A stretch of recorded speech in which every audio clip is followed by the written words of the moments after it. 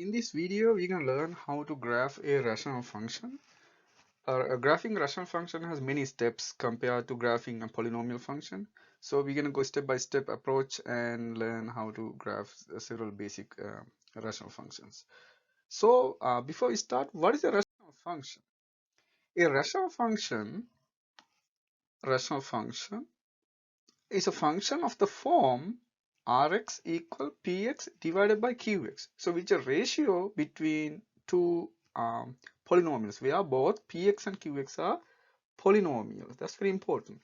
So for example, if you divide two numbers, like for example, if you divide 2 by -3, you're going to get what we call -2/3, which is what we normally call a rational number. So when you divide two integers, you get a rational number. When you divide two polynomials, you get a rational function. Good. So for example, so these two are two rational functions. So for example, R1x, which is 3x squared minus x plus 4 divided by 2x squared plus x minus 3. So which is because you can see there are two polynomials of degree 2, which are quadratic functions. You divide the two, so you get a rational function. In the second example, and you can see that x plus 5 divided by 1 minus 3x minus 6x cubed. So first one is a degree 1 polynomial, or which is a linear one, and then second one is a degree 3 polynomial. So you divide the two, you get a rational function. Next, how to find a domain? So if you want to find the domain of a rational function, which is which are all the values for which qx not equal to 0. So that means when you want to find the domain, what matters is only the denominator. Okay, only the denominator. So denominator.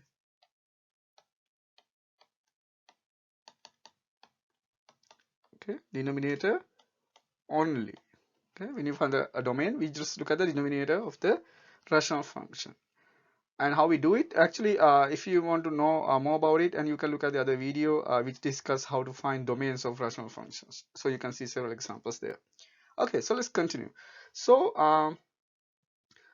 let's see how to learn how to graph a rational function. So again, we're gonna assume that our rational function is Rx, which is Px over Qx. So let's go step by step. So the first step is we're gonna factor both the numerator and the denominator. You're gonna because what we're trying to do later when we try to find asymptotes, you want to make sure that those two polynomials, the rational function actually is in the lowest terms. Lowest terms means we're going to cancel out common factors. So because of that, you have to factor both the numerator and denominator. I saw that in some textbooks they do not factor the numerator, and which is not correct. Because if you do not factor the numerator, there may be some factors appearing in both numerator and denominator. Those factors do not contribute to the vertical asymptote. So that means the answers are wrong. So you have to be careful. You have to factor both numerator and the denominator. Good. So and then the second step is you're going to find the domain. So we're going to find the domain of the function. Again, as explained earlier, that means the values which doesn't make qx 0, because we try to avoid dividing by 0. That's the whole point. So avoid dividing by 0. Avoid dividing by 0. That's why we only look at the denominator function. Okay, so let's go to the next step. In the next step, what we try to do, we're going to find intercept. So we need to find both intercept. So we're going to find the x-intercept. To find the x-intercept, what we do, we're going to set px, the function in the numerator, we're going to set px equal to 0 and solve for x. Then you get the x-intercept. And again, we also find the y-intercept. To find the y-intercept, you're going to set x equals 0. So you go to the rational function and set x equals 0 in the whole function and find the corresponding value, or which is just a y value. You plug in x equals 0 to the whole function for both px and qx, and you get the y value, which gives you the y-intercept. Next, what we're gonna do, we're gonna find the vertical asymptote. We're gonna find the vertical asymptote. So finding vertical asymptote is not that difficult. So what we're gonna do, which has 3 steps, you're gonna write the rational function in simplified form. So this is very important. You have to write this in simplified form. We do not do that when we want to find the domain.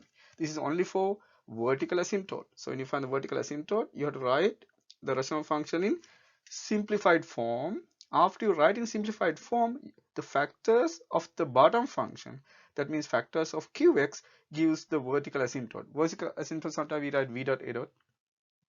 So the factors of the bottom function gives the vertical asymptote. And then after you find the vertical asymptote, what we're going to do, we're going to check the behavior of the function near the vertical asymptote. You have to check the behavior. You can check the behavior near the vertical asymptote. How we do it? We're going to use a sign diagram as we did for polynomial functions. So we're going to check the sign diagram, and from the sign diagram you can decide whether because vertical asymptote means where the function goes to infinity, so it can either go to positive infinity or to negative infinity. So that means we need to decide whether it's going positive or negative. To do that, what we can do, we're going to sign diagram. The sign diagram tells you whether it's going to be positive or negative. If it is positive, it goes to positive infinity. If it is negative, it's going to go to negative infinity. So we just check the sign.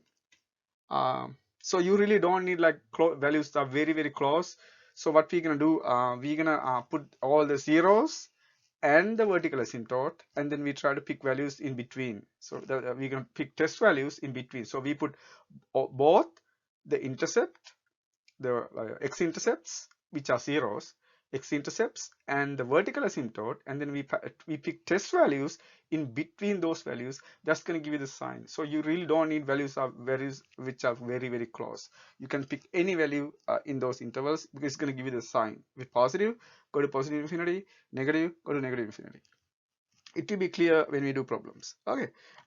Next, we're going to find both horizontal and vertical, horizontal and oblique asymptote. What are the oblique asymptote? Because what happened, there are some kind of asymptotes which are not horizontal, which are not vertical, but some other lines. So these are what we normally call oblique asymptote. So, so when you want to find the oblique asymptote, what is important is, so we can write the rational function like that. So you can see that what is important is only the leading term. So we don't need the rest of the terms when you want to find the horizontal or oblique asymptote. Like when you want to decide whether it's a horizontal or oblique asymptote, you don't need other terms. So you only need the leading term, just the leading term. So now, depending on the value of n or m, so there are 4 cases. So let's go one by one. So, so we can look at the n value and the m value. Those are the degrees of the numerator and the denominator. So the first case, if n less than m, that means the denominator function has a higher degree. If the denominator function has a higher degree, what happens in the long run? Long run means x goes to either positive infinity or negative infinity, any of those infinities. When x goes to infinity, that's when you get the asymptote. When x goes to infinity, you can see x is a very large value. So if x is a very large value, so what happens is, if m is bigger, the denominator grows much faster than the numerator. If the denominator goes much faster than the numerator, what happens? This ratio becomes very, very small and getting closer and closer to 0. You get a fraction, but we have with a larger denominator, so that means the fraction getting smaller and smaller and goes to 0. So that because of that, y equals 0 becomes a horizontal asymptote. So in the next one, if n equals m, what happened? Again, we ignore the smaller terms, so we have the two leading terms. So you can see that xn and the xm, they are the same because n equal m, they get cancelled out. So you only get an divided by bm. So that means in this case, what happened? Y equal an divided by bm becomes a horizontal asymptote. And then the next case is very interesting. If n is exactly one more than the if n is exactly one more than the degree of the denominator, so n equal m plus 1. This is a very special case. If n equal m plus 1, what happened? there is what we call an oblique asymptote. So you get a slant asymptote in that case, or slant, sometimes called oblique asymptote. So the question is how you find it. So what we're going to do, you're going to divide the two polynomials, because we have the px and qx. So we know that we normally call the top function px and the bottom function qx. What we're going to do, we're going to divide the two. So in this case, we use the long division. So we're going to divide the two. And once you divide the two, because of n is only one more than m, what happen when you divide, the quotient simply become a linear function. So the quotient becomes a linear function. That linear function is the oblique asymptote. And in the last case, now what if n is bigger than m plus 1? If n equal m plus 1, you get the oblique asymptote. But if n is bigger than m plus 1, what happens? There are no linear asymptote. So there are no linear asymptote. That means there are no horizontal oblique asymptote. So what happens?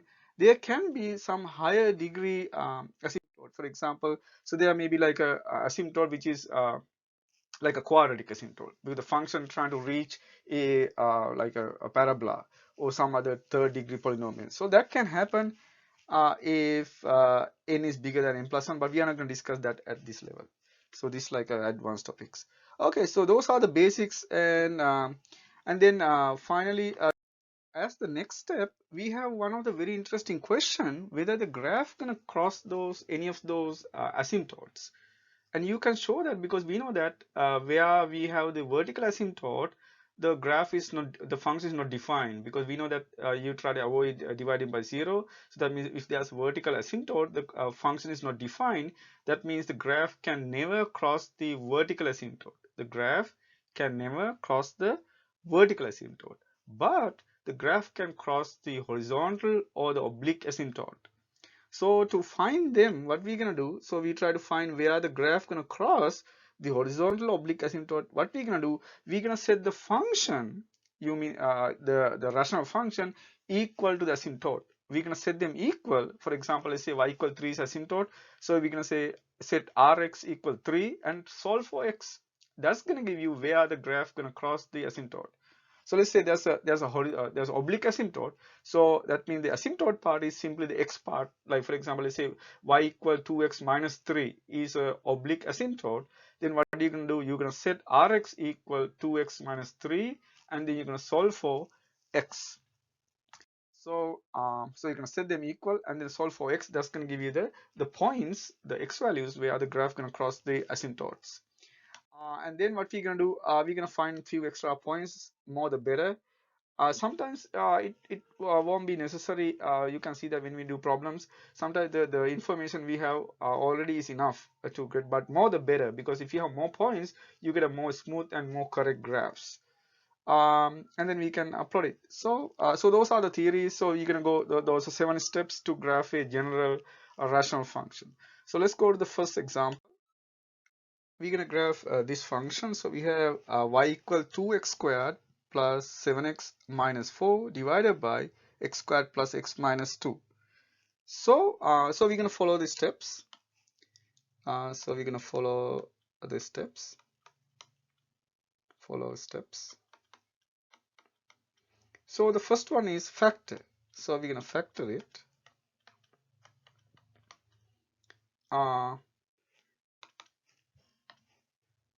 So that's not that difficult. So you can see that. So we have y equal 2x squared plus 7x minus 4 divided by x squared plus x minus 2. So you can see the numbers we have is 2, negative 4. That means negative 8. So you're going to find two numbers. When you multiply, you get negative 8, and when you add, you get 7. You can see the two numbers are 8 and negative 1. So then you can simply write the factors. So you're going to look for the factors of 2, which is 2. So you have 2x and x. Now the question is, what are the other numbers? So you can see you divide 8 by 2. So that means this is going to be plus 4. You divide negative 1 by 1, so it's going to be negative 1. So you can factor them very easily. And again, we do the same thing with the bottom. So the numbers you have is 1 times -2, so you have -2. So you're going to find two numbers. When you multiply, you get 2. When you multiply, you get -2. When you add, you get 1. So the numbers are 2 and -1. Same argument. So the factors of 1 are 1. So you can write x and x. And then when you have xx, the factors are simply those two numbers, so x plus 2 and x minus 1. So if you need to know how to do more like that, then you can look at the video about factoring polynomials, and I discuss some shortcuts to do these kind of problems. Okay, so we factor that. So that's the first step, we factor. And after you factor, then we can find the domain. So we're going to go for the domain. So the domain is, you look at the qx function. So in this case, qx means the bottom function. We look at the factored form, so which is x plus 2 and x minus 1. What we do, we set that equal to 0. So when you set that equal to 0, you can see that this can give you x equal, x actually says x not equal to -2, and this says that x not equal to 1 to avoid dividing by 0. Okay, so good. So that means the domain of the function, domain of y, is simply x, such that x not equal to -2 and x not equal to 1. So those are the values you have to remove, and then those values are going to give you exactly the vertical asymptote that we can discuss later. So number 3. So what is number 3? We try to find the intercept. So the intercept. So the intercepts, we go with the x-intercept first. So the x-intercept. So that means you get the px function and set it equal to 0. So we again look at the factored form, and then you set it equal to 0. And you can see that the zeros are, this gonna say x equal 1/2. This gonna say x equal -4. So that means the two zeros are x equal 1/2 and x equal -4. Good. And then the y-intercept. So we have the y-intercept.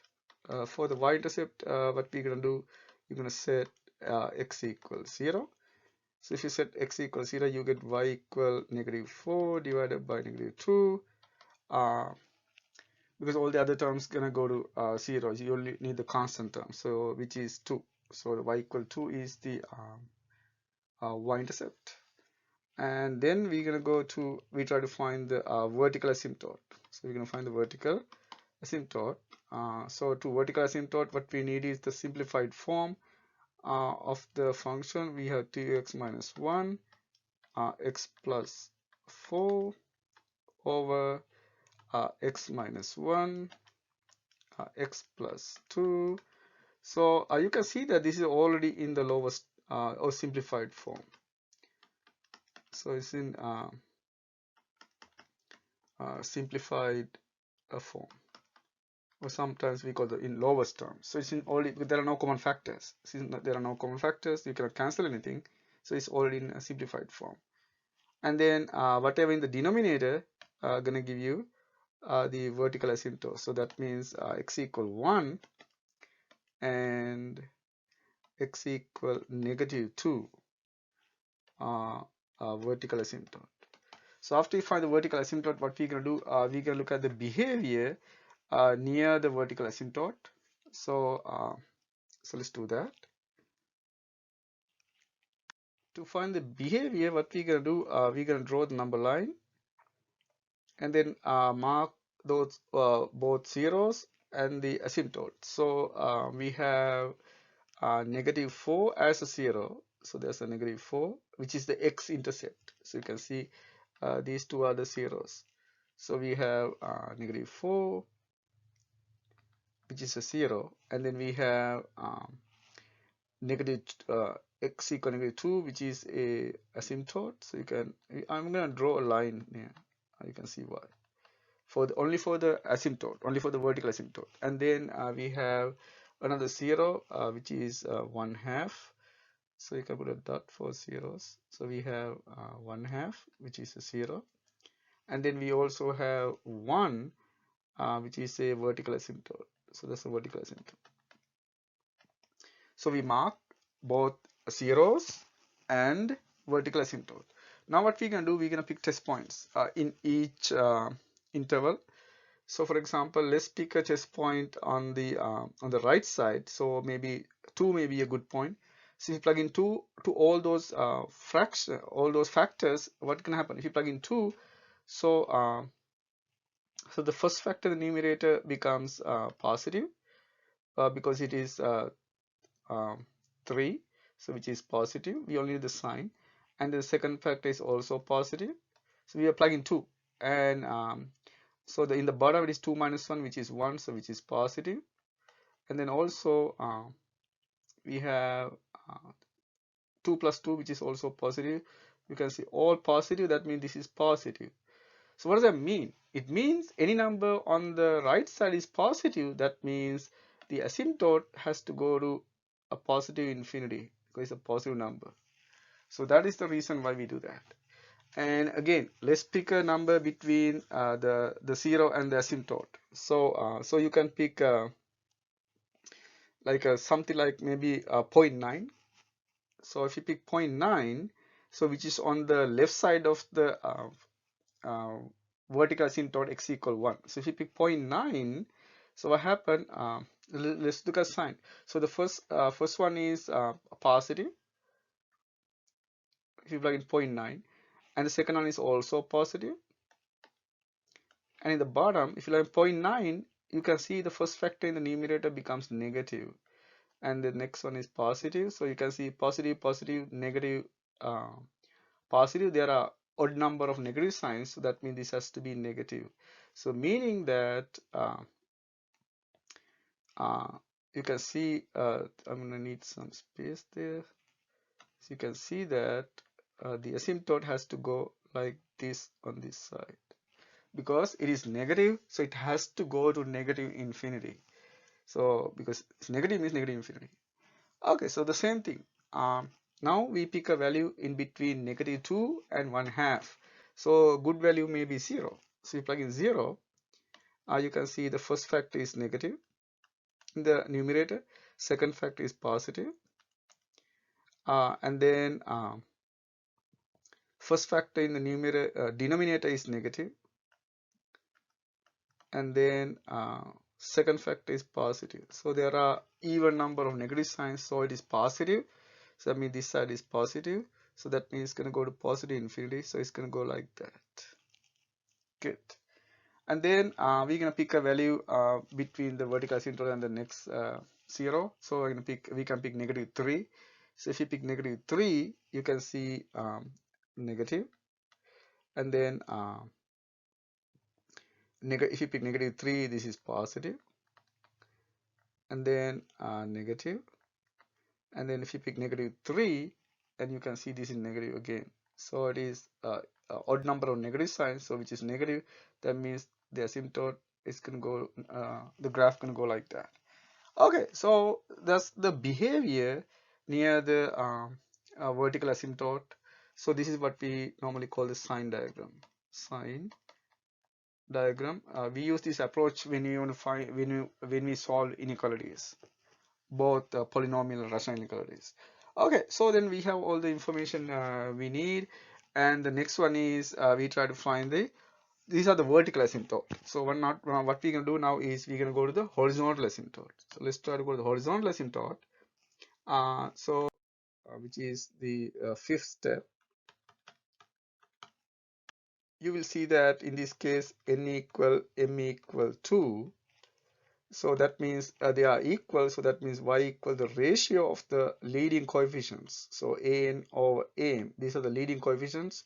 Actually, we normally write b for this one to avoid confusion. So in this case, the leading coefficients are 2 and 1. So you can see which is 2 is a horizontal asymptote. So y equal 2 is a horizontal asymptote. And then we have 6, which is what we can do. We're going to find where the graph gonna cross. So graph crosses a horizontal asymptote, So what we can do for that, we're going to set the two functions equal. So we have 2x squared plus 7x minus 4 over x squared plus x minus 2. Set this equal to 0. And then what we can do, we can cross multiply. Once you cross multiply, you get 2x squared plus 7x minus 4. So 2 times the bottom function, which is 2x squared plus 2x minus 4. And you can see that this get cancelled, and also this get cancelled. So you get 5x equals 0. So this gonna give you 5x equals 0. In other words, x equals 0. That means at x equals 0, because there is a value like that where the asymptote means the graphs. That's the value x equals 0. Good. That's also will be useful when you graph the function. Now what we can do, we can use all this information to graph the function. So we have the axis, the y-axis, and the x-axis. Okay. So wherever you have more detail, you're gonna leave more space. So that's what we normally do. So if you know there are more details somewhere, we can have more space for that. Okay, so we mark the axis, and then what we can do, we're gonna mark all those important points, the zeros and the asymptotes. So we have 2, 4, 6. So we have 2, 4, 6, and similarly on the other side we have -2 and -4, like that. And then so let's mark the vertical asymptotes. So the vertical asymptotes, there's one vertical asymptote at x equal 1. So that's that one. So this is one vertical asymptote which is at x equal 1. So we like as a dotted line. So this is x equal 1. And then there's another vertical asymptote at x equal -2. That's the other one. Good. So the vertical asymptote. And then there's a horizontal asymptote at at y equal 2. So we're going to go with the value 2. So we're going to mark the horizontal asymptote. So this is the horizontal asymptote we are talking about.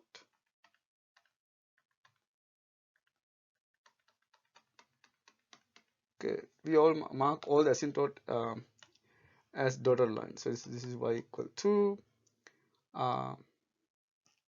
So this is x equal -1, and so this one is x equal -2. So those are the 3 horizontal asymptotes, the asymptotes, all the asymptotes we have.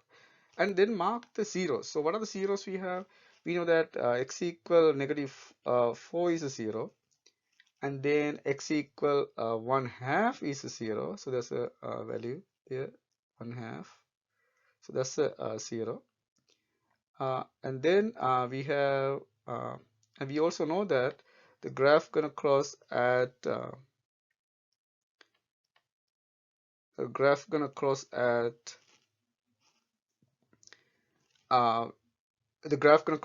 the asymptote at zeros. That means this is another value. So those are the important values that we have. Now we also know the direction of the asymptote, so then we can finalize the graph. And then we knew that the graph gonna the vertical asymptote on this side gonna go like that. So because of that, then we can graph the rest of the function like that. It's gonna go to infinity.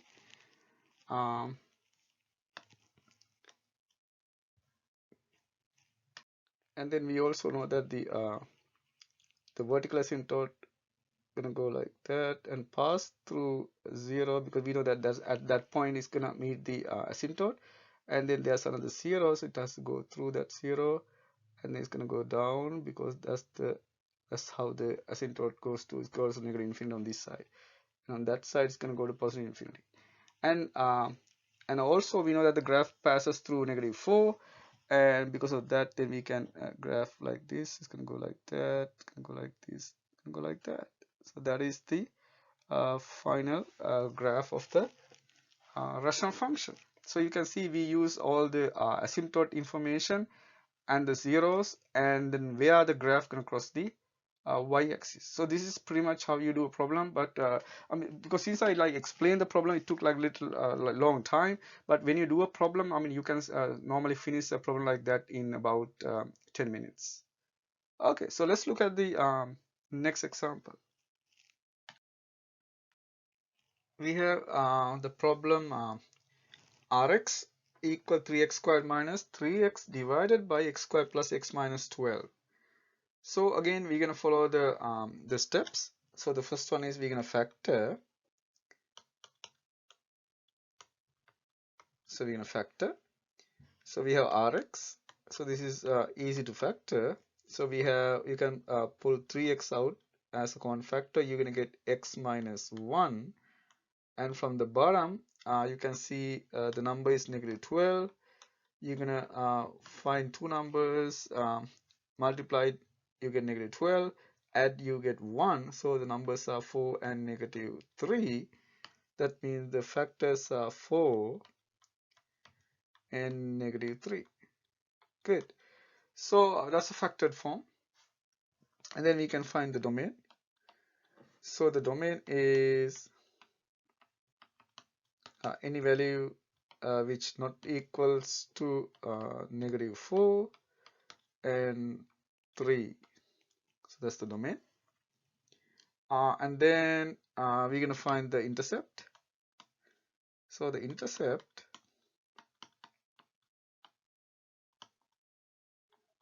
so we're going to go with the x-intercept.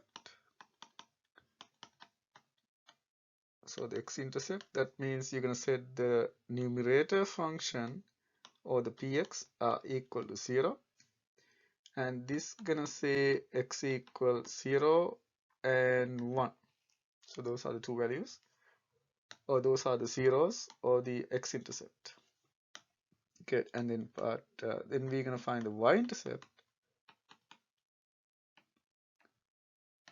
For the y-intercept, we're gonna plug in x equals 0 into the whole function. So if you set x equals 0, and you're gonna get y equals 0 because x is a factor. Good. And then we're gonna go for the vertical asymptote. So number 4, we're gonna go for the vertical asymptote, which are the factors of the denominator. So that means x equal negative 4 and x equal 3 vertical asymptotes.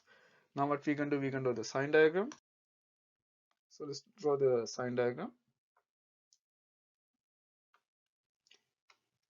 And then we have the asymptote, one at negative 4 and the other one at 3. Okay. So this is negative 4 and the other one is 3, and then the zeros. So there were two zeros. One is 0 and the other one is 1. So those are zeros. Now what we can do, we're going to pick values in each interval. So we're going to pick a value which is more than 3. So we're going to pick 4. So you pick 4, you're going to get you get positive. The first factor is positive. Next one is positive, and then also positive and positive. So those are the 4 factors you get. So that means positive. That means the asymptote has to go like that because it's a positive. And then you're going to pick a value between 1 and 3. So you can pick 2. So if you pick 2, you're going to get so you get positive and then positive, and then from the other 2 factor you get positive. So I pick the we can pick the value 2. If you pick the value 2, you can see it's negative. So that means there's only one negative. That means it has to be negative. That means the asymptote gonna go like that, go to negative infinity. And then you're gonna pick value between negative and 0. So you can pick negative 3. So you pick negative 3, which is negative negative, and then positive and negative. So that means there are three negative, that means it is negative. So it's going to go to negative infinity. And then we're going to pick a value which is smaller than -4, that means -5. If you pick -5, you can see you get negative, a negative, and then negative and negative. So there are four, the even number of negative signs, that means positive. So that means it's going to go to positive infinity. So that's what happened. Good. And then we also know the zeros. So now what we can do is, so what we did, we pick values between zeros and the vertical asymptote. Good. And then we can find the horizontal asymptote. So number 5, we're going to find the horizontal asymptote. So you can see that here you get n equal m equal 2. So that means y equal the ratio between an and bm, so which is 3 and 1, which is 3 is a horizontal asymptote. So y equal 3 is a horizontal asymptote. And then number 6, we're going to find where the graph going to cross the, so find where graph crosses the asymptote. So that means you're going to set the two functions equal. So we have 3x squared minus 3x divided by, we're going to go for the original form here, not the factored form. 12, we set this equal to the asymptote, which is 3. Now when you do the cross multiplication, you're going to see that you get 3x squared minus 3x on this side. If you multiply the bottom function by 3, you get 3x squared plus 3x minus 36. You can see this get cancelled, and then you can simplify. You get negative 6x equal negative 36, and when you divide, you get divide by negative 6, so you get x equals 6. Good. So at x equals 6, the graph gonna cross the horizontal asymptote. Okay, now we can graph. So number 7, we're gonna graph it. So we can use all those information to graph it. So we're gonna mark the information zeros and the asymptotes. So we have the x-axis and the y-axis. Okay, and then we're gonna put the asymptotes. So the numbers are 2, 4, 6, -2, -4, -6. Okay, and then we have the horizontal asymptote, which is at 3. So we have x equal 3 as one asymptote.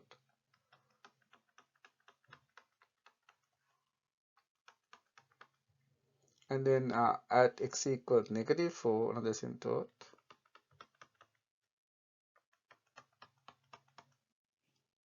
So we have x equal 3 and x equal -4, and then y equal 3.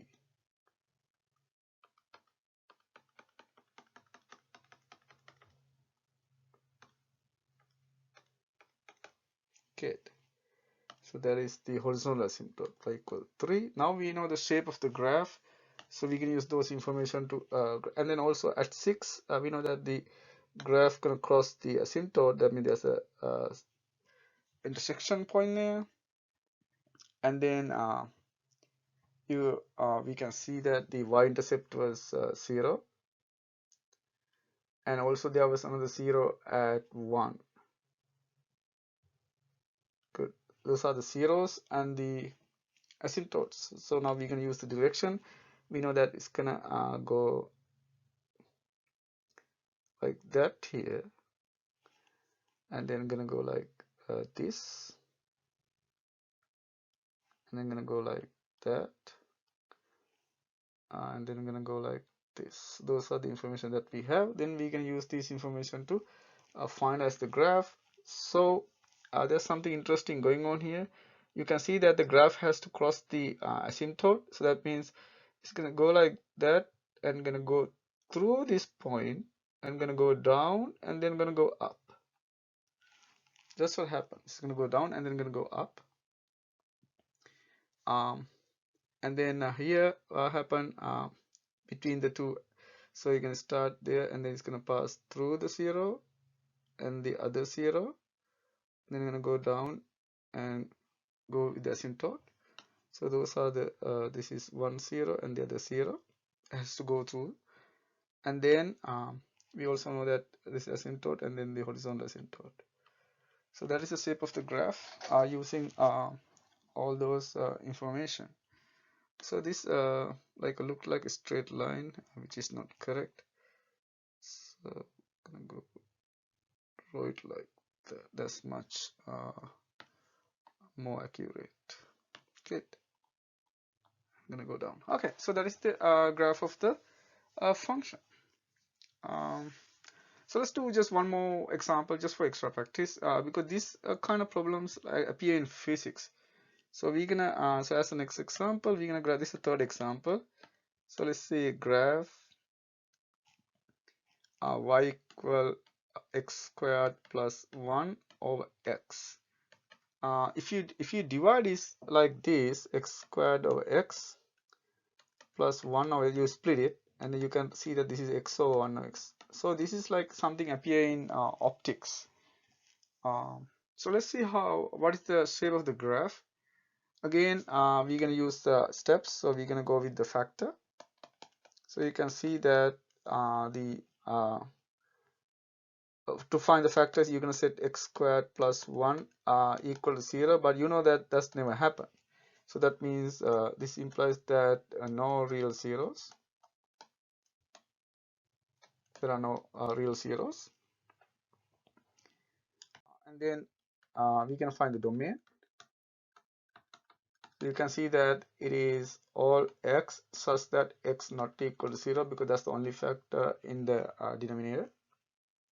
Number 3, we're going to go with the intercept. So we can see that since there are no zeros,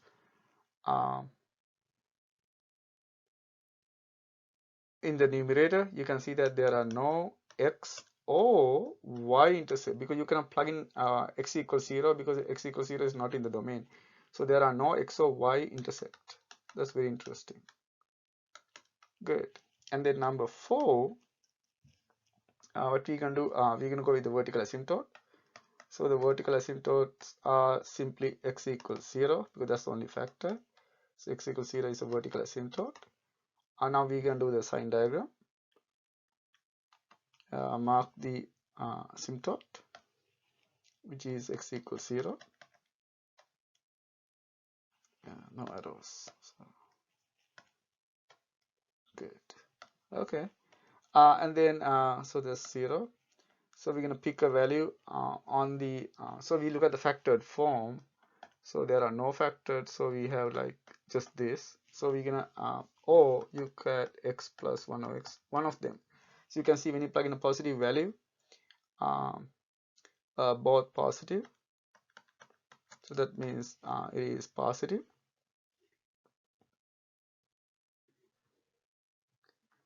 So that means it's gonna go like that. And then if you plug in negative values, if you look at the second form, you can see both negatives. So if you plug in negative values, you get negative. Or from the first form, you can see x squared plus 1 is always positive. That means the bottom one, yeah. So you can use that argument. So you can see it's positive, and in the bottom is negative, so it's negative. So that means the graph gonna go like that. Okay, so that's what happened at the asymptote, the vertical asymptote. And let's go for horizontal or oblique asymptote, and you can see that In this case, n equal 2 and m equal 1, this implies n is exactly m plus 1. So that means there is an oblique asymptote. There is an oblique asymptote. How to get it? You have to divide, but we know that we already have the divided form. You can write this one as we discussed earlier. You can split it as two fractions, and this can be x plus 1 over x, and you can see that this can go to x as x goes to infinity, both plus or minus infinity, plus or minus infinity. So that means that because this term goes to 0, when x goes to infinity, this term goes to 0. That means that the sum simply goes to x. So that means y equal x is an oblique asymptote.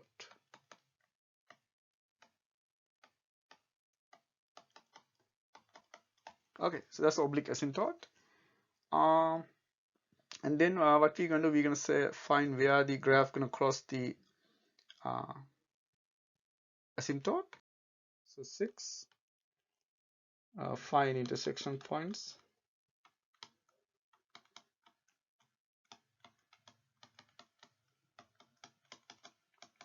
So we can set the two functions equal, x plus 1 over x equal x. So we set the function equals to the asymptote, and we know that x not equal to 0. If you multiply by x both sides, you get x squared plus 1 equal x squared. And if you cancel this, and you can see that you will get something interesting. This says that 1 equals 0, and this is not possible, right?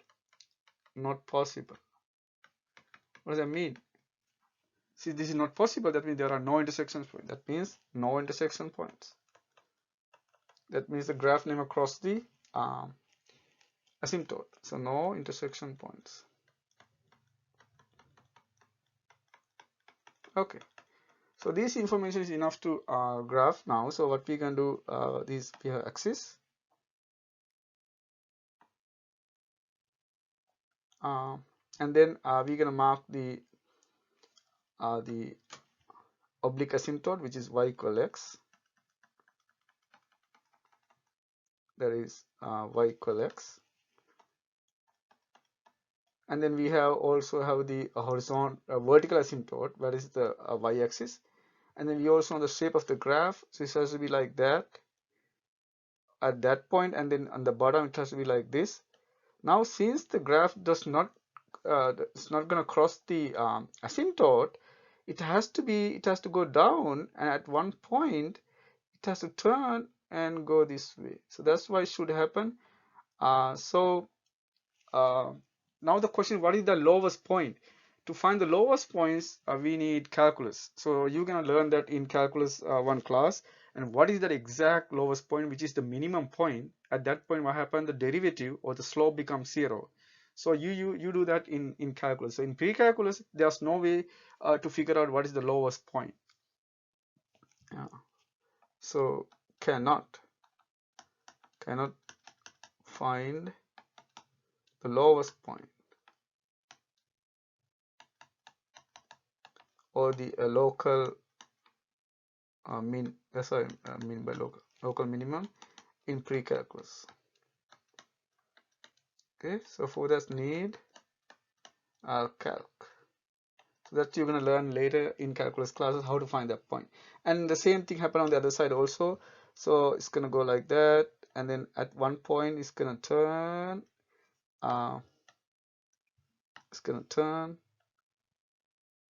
Then gonna go like that. So that is what happened. Again, we cannot find the largest point. For that, you need calculus. Okay, so this is how you solve, how you graph a rational function. So you can try these practice problems for extra experience.